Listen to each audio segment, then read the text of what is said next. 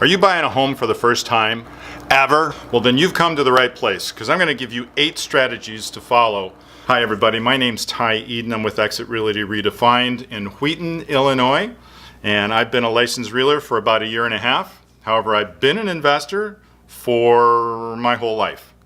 So I work with buyers, sellers, and obviously investors. And I want to be able to bring you some value if you're a first-time home buyer, to know what the path is that you need to walk down in order to find the home, find a lender, find the realtor, all the steps that you need to do from beginning to end. I'm going to give you 8 points to follow in the process before you're actually able to buy your first home. Now, this is the third of 4 segments that I'm giving to you. And in this segment, we're going to talk a little bit about beefing up your down payment. It's very, very important to have a nice, sizable down payment, even some cash reserves. And then also the most important part is, who's that professional that's going to help you with finding that property. Now, point number 4.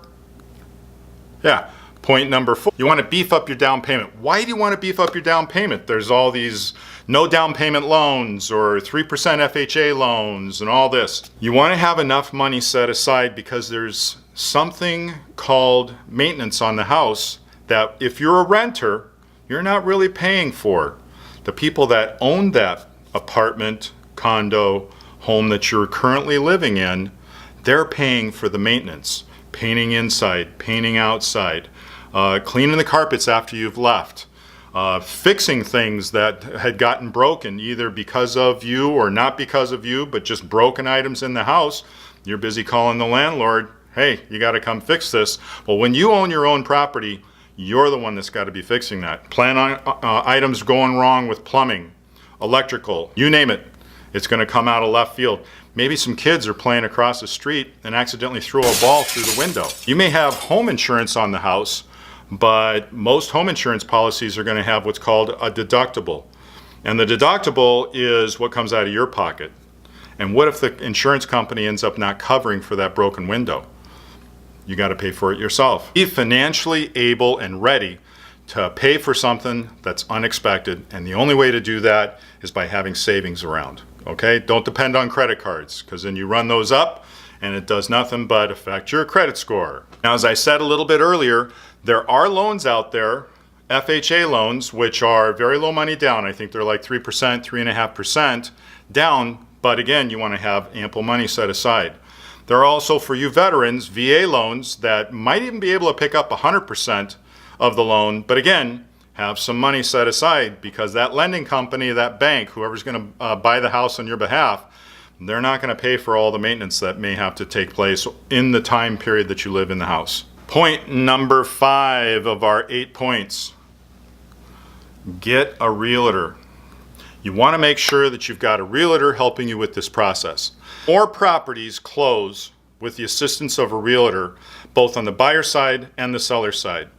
So now, as a buyer, you probably never knew that you don't have to pay the realtor's cost. But you want to find a realtor that's going to negotiate in your best interests. It's going to be sensitive to your wants and needs. You want to make sure that you've got a realtor that represents you. How do you go about finding a realtor? Find yourself 3 or 4 different realtors with different levels of experience, and you want to ask them, do they work for themselves? Do they have a team? If so, what role does that realtor that you're talking to, what role do they play in that team? Because what you want to do is you want to make sure that the person that you initially sit down with is the person that's going to actually walk you through the whole process when you finally decided on a home, that's going to help you in writing up your offer, negotiating any counter offers, and assisting you through the home inspection if your offer is accepted, help guide you to an attorney if necessary, explain to you the title insurance, all the different facets of what goes on with buying a house. You want to make sure that that realtor can help you through that whole process. You don't want to get handed off from one to the next because this is a relationship thing. You want to make sure you're comfortable and you can communicate with the realtor, so it's a two-way conversation, not the realtor just talking to you. Because at the end, this is a very time-consuming, complicated process. Might end up with something you really don't want. And as you're sitting down at the closing table, you might end up going, I'm not comfortable with this. And after spending all that time and effort, and you've got some earnest money down, you don't want to end up with cold feet at the end of the process. So, very important aspect, make sure that you know who your realtor is, that you can work with the realtor, that the realtor is going to be there for you through the entire process, and that you can communicate back and forth and you're comfortable with it. Because it's all about you, the buyer, at the end of the day. Okay? With that, I hope you found some value out of this short piece, and stay tuned for our next piece next week. It's an 8-part series, so I'm giving you 8 points on if you're buying your first house ever. I'm hoping that these 8 points can help guide you through the process that you need to go through to buy your home. If you like this video, please hit the like button. And if you're interested in our future videos, we're looking to come out every week with a new video on a different subject.